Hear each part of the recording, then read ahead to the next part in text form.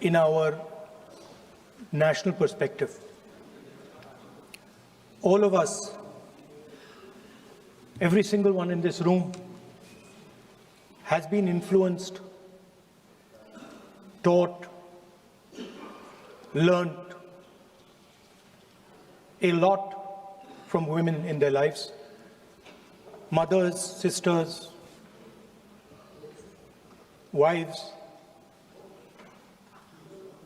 As Rijuji said, of course, Prime Minister and myself don't have that wife issue. So we don't get that input, but we have our mothers and our sisters. Yesterday, I was watching my sister achieve something that, in 5 minutes, achieve something that I have not been able to do in maybe 20 years of my political career, which was to make Mr. Amit Shah ji smile. There's something that I also need to practice and learn, and I was feeling very proud as an older brother as she was doing that, delivering the speech in a way that is different than mine, of course.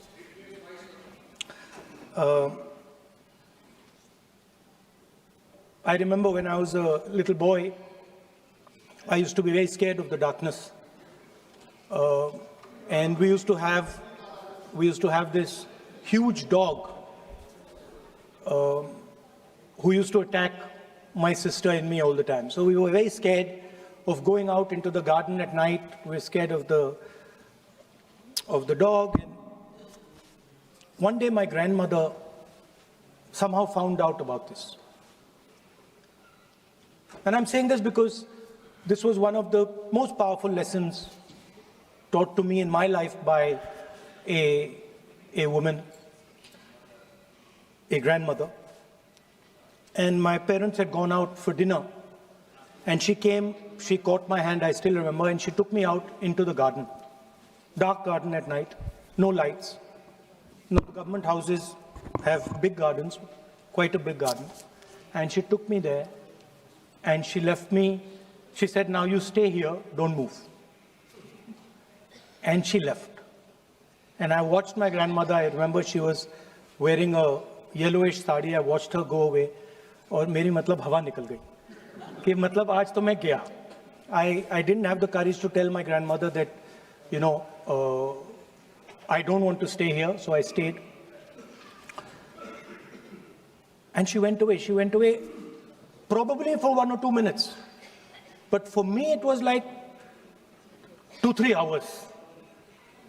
I was imagining the dog coming to bite me. I was imagining ghosts. I was imagining snakes. I was imagining everything. And then after some time, I remember my legs were even shaking a little bit, and then I saw my grandmother come. And she came, and she asked me, so, what are you scared of?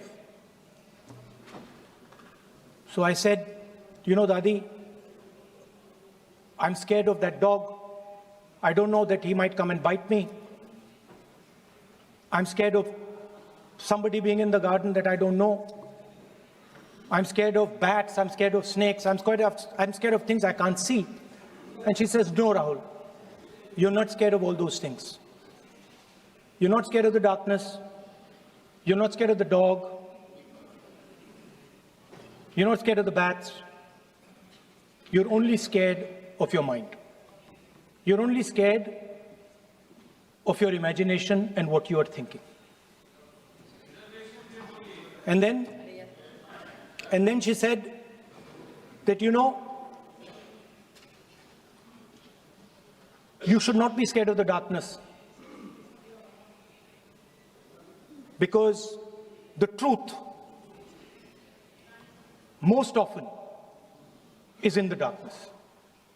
And if you do not have the courage to face your fear, you do not have the courage to go into darkness, you will not be able to understand the truth. You will not be able to fight for the truth. This is one of the biggest lessons in my life. I use it. It's a political lesson. I didn't realize then. Now, as I get older, I realize it was not only a political lesson, more fundamentally, it was a religious lesson. I didn't understand then, and what she was saying to me was that Satyam Shivam Sundaram. That's what she'll say. She says that I want you to be able to go into the darkness. I want you to be able to go where you're scared. And I want you to see what the truth looks like.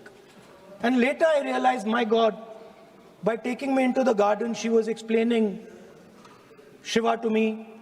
She was explaining the central tenet of our religion. She was explaining Satya to me. And in many ways, she was explaining Ahimsa to me.